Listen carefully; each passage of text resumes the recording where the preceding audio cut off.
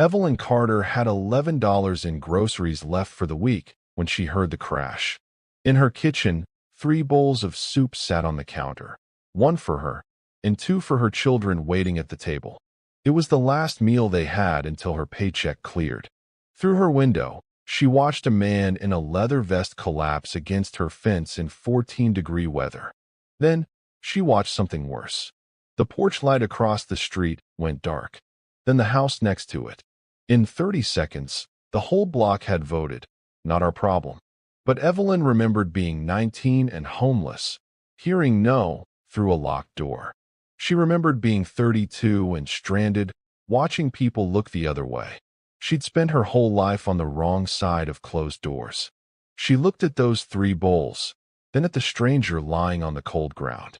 She put down her phone, walked into the freezing night, brought him in, and gave him the only food her family had left.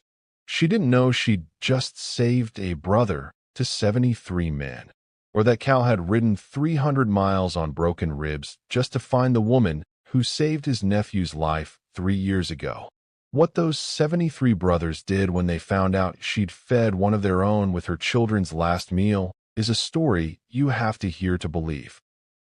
Evelyn had lived in this house for 22 years, every one of them alone after her husband died in a construction accident when their son was 7. She raised that boy by herself, worked double shifts at the hospital laundry, volunteered at the church pantry on Sundays even when her own cupboards were bare, and never once asked anyone for help because she learned early that help never came when you needed it most. Her son left for California the day after his 18th birthday, called twice a year if she was lucky, and the last time they spoke he told her she needed to stop living in the past and move somewhere cheaper. She hadn't heard from him in 4 months. The house was paid off but falling apart in ways that made her chest tight every time something new broke. The furnace made a grinding sound that meant it would need replacing before next winter. The roof leaked in the back bedroom during heavy rain. The front steps had a crack running through the second one that she marked with yellow tape so she wouldn't forget and fall through it. She worked 3 overnight shifts a week now instead of 5 because her knees couldn't take the standing anymore, which meant her grocery budget had shrunk to the point where she planned every meal 4 days in advance and ate the mistakes or the leftovers that wouldn't keep. Tonight she'd planned to make soup with crackers and save the bread for tomorrow. She'd already eaten a small bowl at lunch, which meant dinner would be light. But that was fine because she'd learned to ignore hunger the same way she'd learned to ignore loneliness. Then she heard the sound. A heavy thud against her chain-link fence, metal rattling, followed by a low groan that didn't sound entirely human. She turned off the stove and moved to the window, pulling back the thin curtain just enough to see. A man sat slumped against her fence, one hand pressed to his ribs, his face pale under the streetlight. He wore a black leather jacket with patches she couldn't make out from this distance, boots that had seen 1,000 miles, and jeans stained dark with something that might have been oil or might have been blood. His motorcycle lay on its side in her driveway, the engine ticking as it cooled. He tried to stand, made it halfway up, and collapsed again. That's when the lights started going out. First the house across the street, then the one next door, then the one beside that. Within 30 seconds, every porch light on the block had been switched off, and Evelyn understood exactly what that meant. They saw what she saw. They made their choice.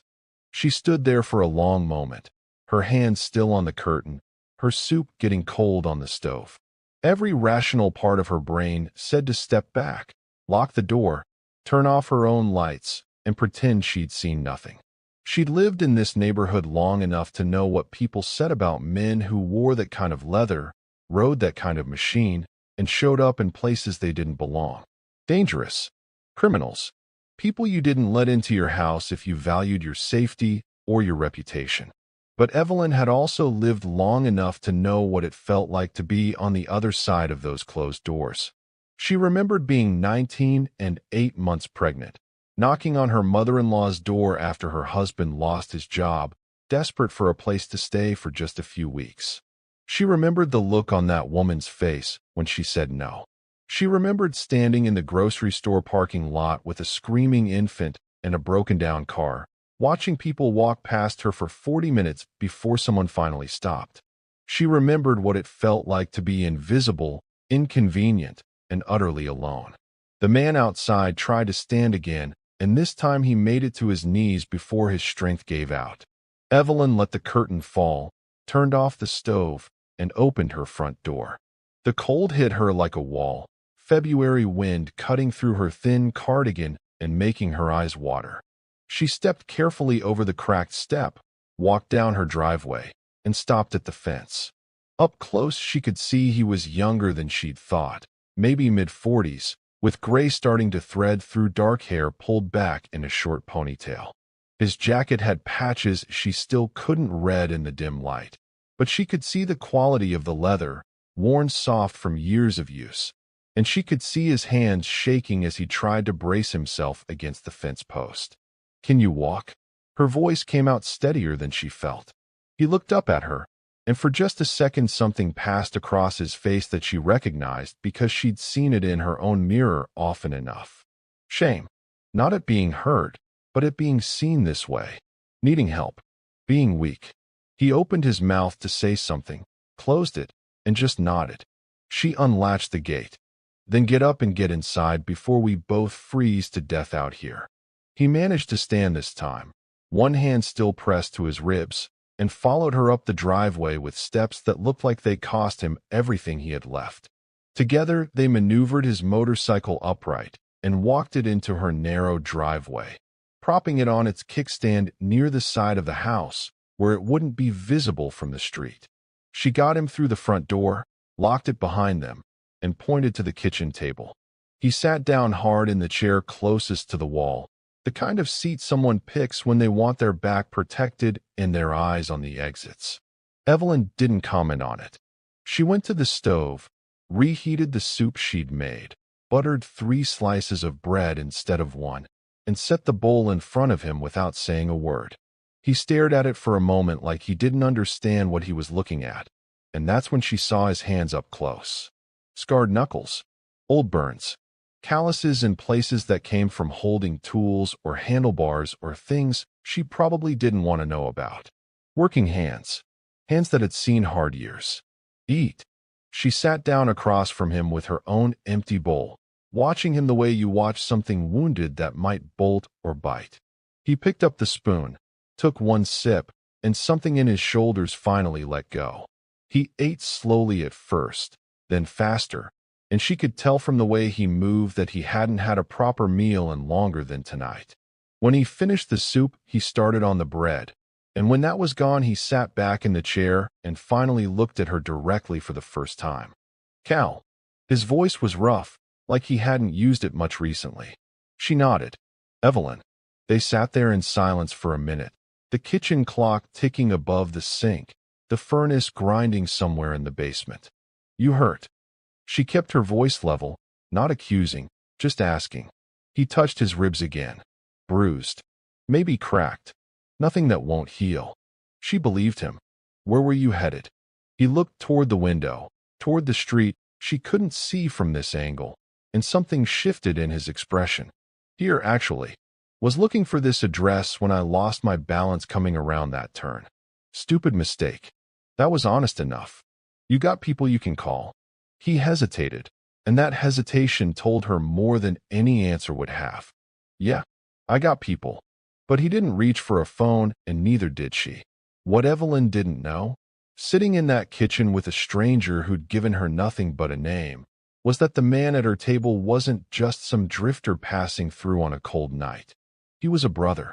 The kind of brother people cross state lines to protect. The kind whose name carried weight in rooms she'd never enter.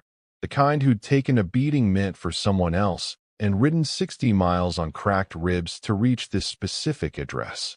And in the world he came from, in the code that governed men who wore that leather and carried those patches, there was one rule that superseded all others, one law that could never be broken or bent or explained away. Anyone who saves one of their own becomes family. No exceptions, no questions asked. By the following afternoon, that rule would turn this quiet street into something Evelyn Carter couldn't have imagined in all her 55 years. But right now, in this moment, all she knew was that she'd given her last meal to a freezing stranger, and he'd eaten it like it was the first kindness he'd received in a very long time. Cal's head started to drop forward, and he caught himself, jerking upright with a wince. "You need sleep." Evelyn stood, already moving toward the hallway closet. Couch pulls out. "It's old, but it's clean." He started to protest, and she cut him off with a look that had stopped her teenage son mid-argument more times than she could count. "I'm not sending you back out there tonight. And we both know you can't ride anywhere in your condition, so save us both the performance and just say thank you." He closed his mouth, opened it. "Thank you." She nodded and went to make up the couch. By the time Evelyn finished setting up the pull-out couch with sheets that smelled like lavender detergent and the one spare blanket she kept for winters when the heat didn't quite reach the living room, Cal had moved from the kitchen to the doorway and stood watching her with an expression she couldn't quite read. Not gratitude exactly. Something heavier than that. Something that looked almost like regret. "You do this often?" he asked quietly. "Let strangers sleep on your couch?" She tucked in the last corner of the fitted sheet and straightened up, her knees protesting. "No, can't say I do. You make a habit of collapsing in people's driveways." The corner of his mouth twitched. Might have been a smile once. "No, ma'am. Can't say I do." She pointed to the bathroom, told him where the towels were, and said good night. She heard him moving around for a while after she went to her bedroom, heard the water run, heard the old couch springs creak as he lay down, and then finally, silence. She lay awake staring at her ceiling, at the water stain in the corner that looked like a map of some country she'd never visit, and wondered if she'd just made the worst decision of her life or the best one. Morning came with a knock on the door that made Evelyn's heart jump. She'd been awake for an hour, sitting at her kitchen table drinking coffee and trying not to think about Franklin Morrison 3 doors down, who'd probably already called the police to report suspicious activity. She opened the door to find Franklin standing there, his face the color of raw meat, not waiting for an invitation before starting his speech. "Evelyn, I'm saying this as a concerned neighbor and friend, but you need to get that man out of your house before he brings trouble to this entire street." She blinked at him, still trying to wake up enough to follow his logic. "What man?" Franklin's face flushed darker. "The biker. The one sleeping in your house right now. I saw his motorcycle in your driveway. I know he's in there. And I'm telling you for your own good that men like that don't just pass through quietly. They bring drugs. They bring violence. They bring people you don't want anywhere near a residential neighborhood." Evelyn felt something cold settle in her chest. Not fear exactly, but a kind of weary recognition. "He's hurt, and he needed help, and I gave it to him. That's all." Franklin shook his head like she was a child who didn't understand basic safety. "You're being naive. These people don't think like we do. They don't respect property or law or decency. You let him stay, and by tomorrow this whole street will be overrun with his gang, and then what are you going to do?" She thought about closing the door. She thought about telling Franklin that what she did in her own house was none of his business. But she also knew Franklin, knew he'd call the police just to prove he was right. So instead she took a breath and tried reason. "He'll be gone by tomorrow. He just needed somewhere to rest for one night. That's it." Franklin's expression shifted from concern to something harder. "I'm calling the police. I'm telling them there's a suspicious person in the neighborhood, and they need to do a wellness check. For your protection." And before she could respond, he turned and walked back to his house. Evelyn closed the door and leaned against it, her heart doing something unsteady in her chest. She heard movement in the living room, and when she turned, Cal was standing there, fully dressed, his jacket in one hand. "I should go." His voice was quiet but firm, and she could see he meant it. "You don't have to." Franklin's just... She didn't know how to finish that sentence. Cal shook his head. "He's not wrong to be careful. I'm not from here. I don't belong in a place like this. And the last thing you need is trouble because you helped someone you didn't have to help. He moved toward the door, and Evelyn felt something rise in her throat, something that tasted like all the years she'd spent being careful and quiet and safe and utterly alone. No. The word came out harder than she intended, and Cal stopped. No one leaves my table hungry, and no one who slept under my roof leaves before they're ready, just because Franklin Morrison decided to be afraid of something he doesn't understand. Cal turned to look at her, and for the first time since he'd collapsed in her driveway, she saw him clearly. Not as a stranger or a threat or a burden, but as a man who'd been carrying weight for so long he'd forgotten what it felt like to put it down. You don't know me. You don't know what I've done or where I've been or what kind of life I live. Franklin might be wrong about a lot of things, but he's right that I'm not safe.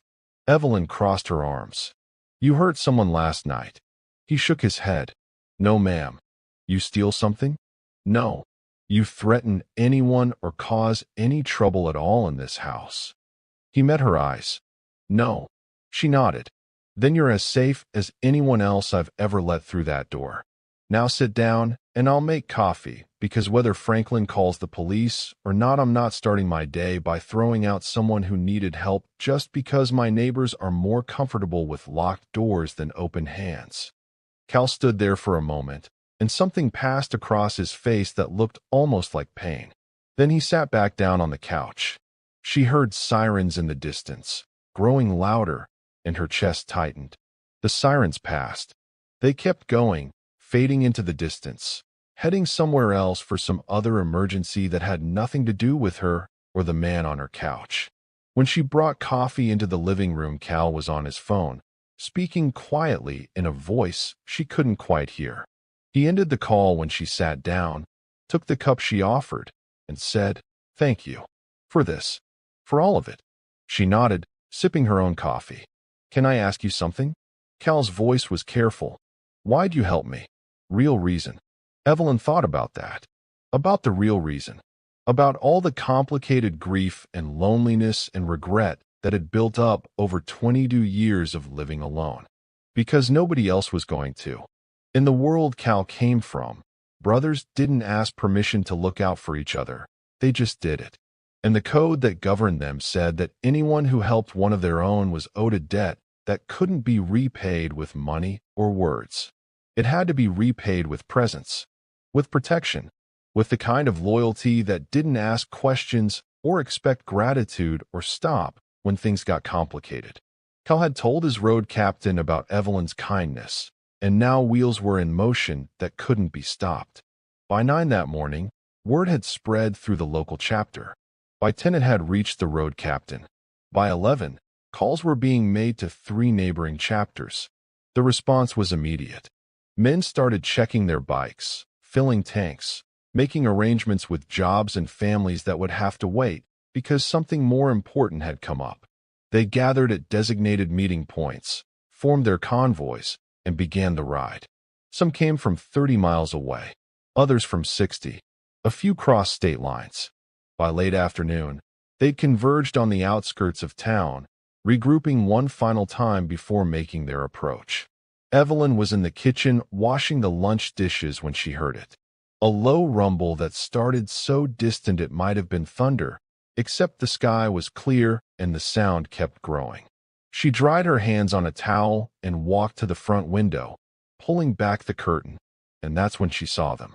Motorcycles. Dozens of them.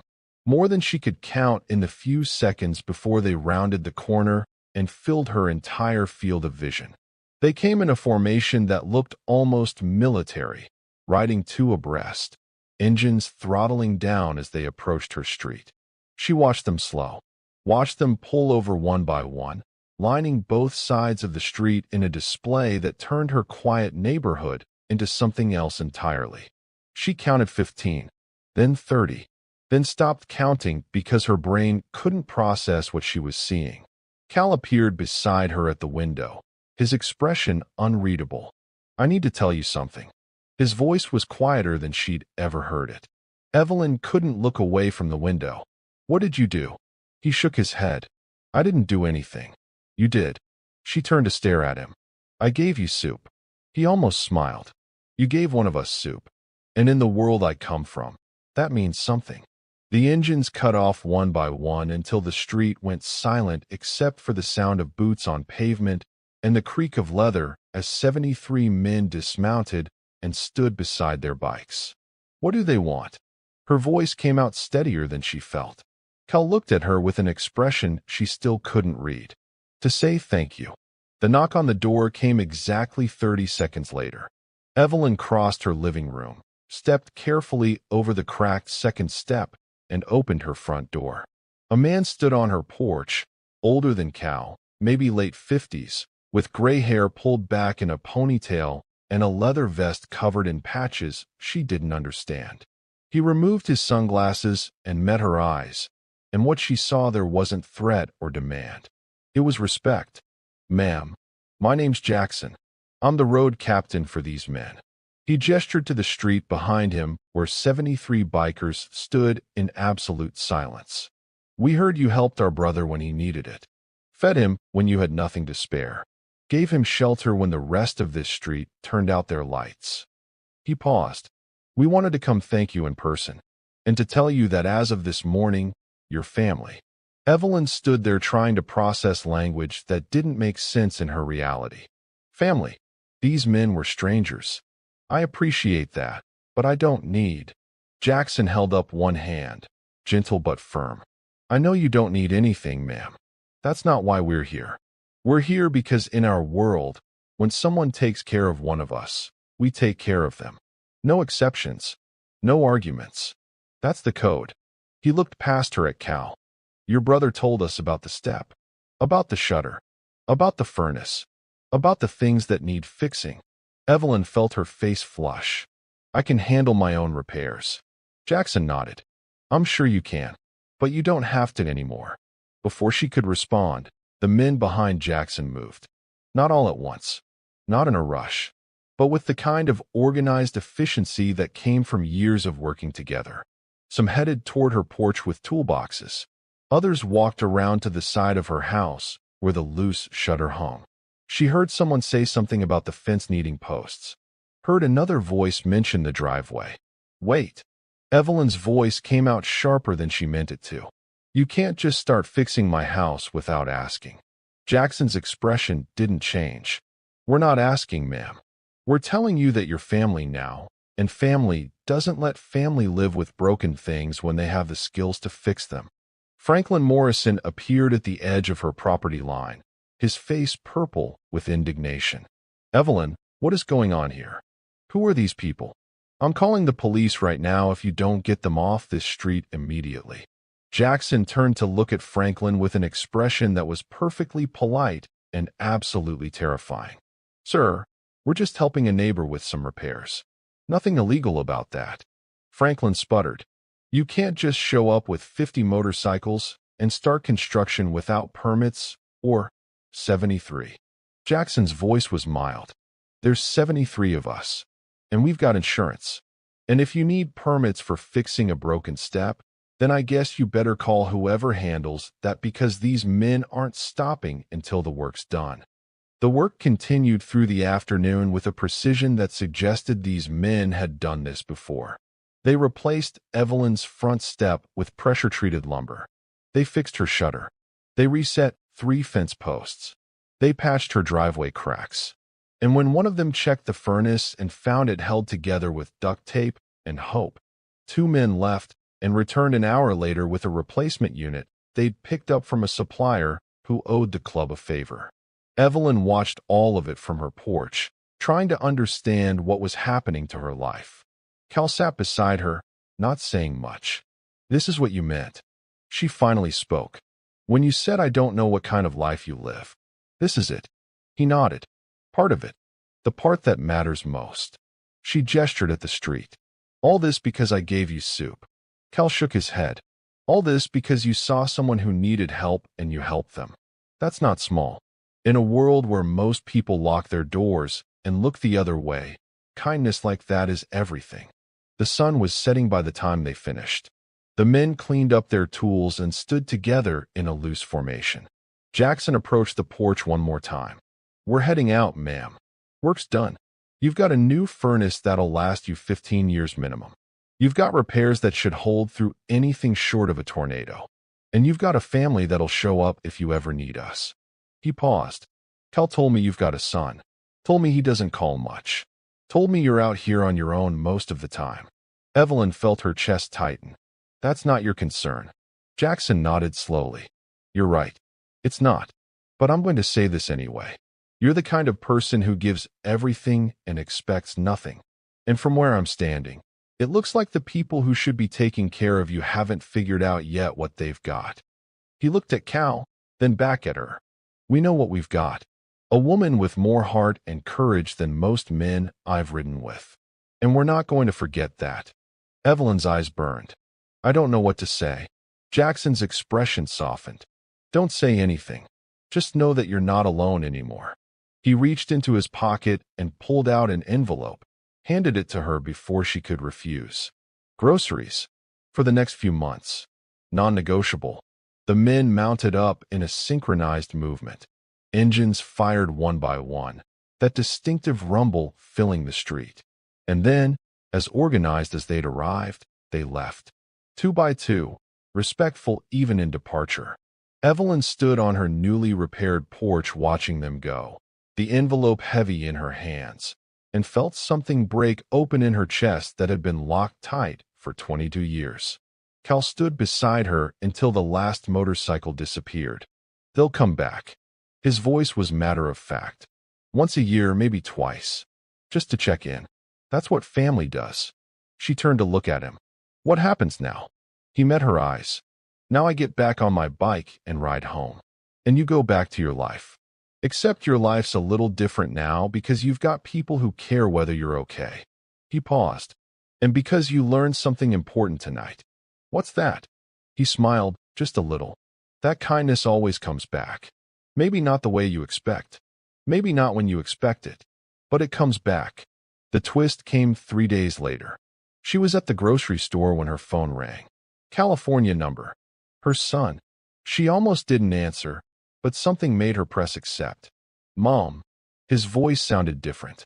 Rough. I need to tell you something. Her chest went tight. What's wrong? There was a long pause. I heard about what happened. About the bikers. About the repairs. Evelyn's mind raced. How did you? One of them called me. Her son's voice cracked. A guy named Jackson. He found my number somehow and called me and told me my mother had helped one of their brothers when he was hurt, and that she'd given him her last meal, and that she'd stood up to her neighbors defending a stranger. He told me she was living alone in a house that was falling apart, and she never asked anyone for help because she didn't want to be a burden. Evelyn sat down on a bench near the produce section. He had no right to call you. He had every right. Her son was crying now. He told me I had a mother who embodied everything good about humanity, and I was too stupid and selfish to see it. He told me family isn't about blood, it's about showing up, and I haven't shown up for you in years. He told me that if I didn't fix things with you, I'd regret it for the rest of my life, and he wasn't wrong. Evelyn's vision blurred. You don't have to. I do have to. I'm sorry, Mom. I'm so sorry. I blamed you for being sad after Dad died like you had any control over that. I left because I was angry at grief itself, and I took it out on you. And then I just stayed away because it was easier than admitting I was wrong. They talked for an hour. He told her he was coming to visit. Told her he'd been accepted to a job transfer that would bring him back to this state, just 2 hours away. Told her he wanted to be part of her life again if she'd let him. When she finally hung up, she understood what Kel meant about kindness coming back. She'd given soup to a stranger, and somehow, impossibly, that had given her back her son. The second revelation came that night, when Cal returned to her door one final time before heading home. They sat on her porch in the cold, and he told her what he hadn't been able to say before. 3 years ago, you volunteered at a church pantry and you helped a young man who was hungry and desperate. You didn't just give him food. You sat with him, talked to him, treated him like a human being instead of a problem. Evelyn tried to remember, and slowly a face came into focus. Thin kid, scared eyes, ate like he hadn't seen food in days. I remember him. Cal's voice was quiet. That was my nephew. He'd run away from home, gotten mixed up with people who hurt him, and was ready to do something permanent to make the pain stop. You saved his life that day with nothing but soup and conversation and basic human decency. He came back to us, got clean, rebuilt his life, and he never forgot you. Evelyn's hands were shaking. He told you about me? He told everyone about you. About the woman who saw him when everyone else looked away. When I got hurt a few towns over and needed somewhere to recover for a night, I thought about what he'd said. About this neighborhood. About you. I rode here on purpose because I wanted to meet the woman who saved my brother's son. I wanted to thank you. He paused. What I didn't expect was that you'd save me too. Not from being hurt, but from forgetting what we're actually fighting for. Family isn't about blood or clubs or geography. It's about showing up for people when they need you most. Thank you for showing me what that looks like. Evelyn thought about the young man from 3 years ago. She'd sat with him because he looked like he needed someone to see him as human, and she'd never thought about it again because that's just what you did when someone was hungry. You fed them. You sat with them. You treated them like they mattered. The idea that one moment of basic kindness could ripple forward through 3 years and 73 motorcycles and end with her son calling to apologize seemed impossible. But the man sitting beside her said otherwise. Everything was connected. Every act of compassion created waves that touched shores you'd never see. The years that followed brought more changes. Her son visited 2 weeks later, helped her paint the kitchen, and cried when he saw all the repairs the bikers had done. They talked about his father for the first time since the funeral, really talked, and slowly, carefully, they rebuilt what had broken. He moved back to the state 3 months later, started coming for Sunday dinners. The bikers came back 6 months after that first visit, just like Cal said they would. Not 73 this time, just 12, arriving on a Saturday morning with coffee and asking if anything needed fixing. They sat on her porch drinking coffee and telling stories. Jackson told her about the chapter's charity work, the toy drives and food banks and scholarships they funded. People see the leather and the bikes and they think they know us, he said. They think we're dangerous. But we're not what they imagine. We're just people who believe in taking care of our own and standing up for those who can't stand up for themselves. You taught us something too. You reminded us why we do this. It's about connection. It's about finding people worth protecting and protecting them. Cal came by once a year, always around the anniversary of that first night, and they'd sit on her porch drinking coffee and not saying much because they didn't need to. Her son met him once, shook his hand, and said, "Thank you for calling Jackson, for making me wake up before it was too late." Cal just nodded and said, "Your mom did that.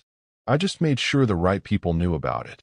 2 years after that first night, Evelyn got a letter from Cal's nephew, the young man she'd helped at the pantry. He was in college now, studying social work, planning to dedicate his life to helping people who fell through the cracks.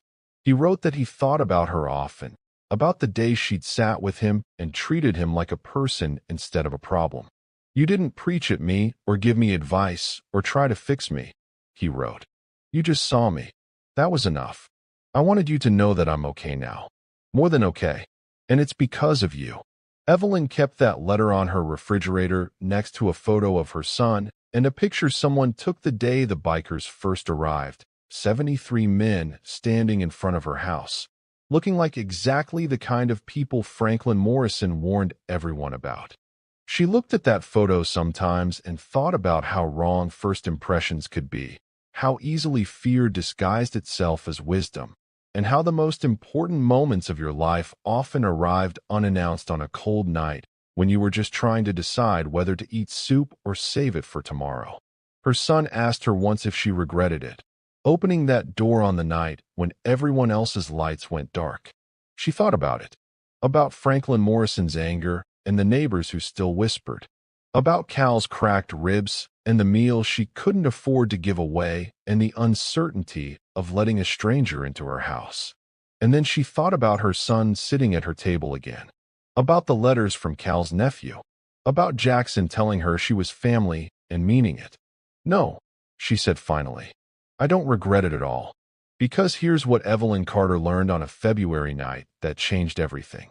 The world is full of people wearing masks they think they need to survive, keeping doors locked they were taught to fear opening, choosing safety over connection because connection is terrifying.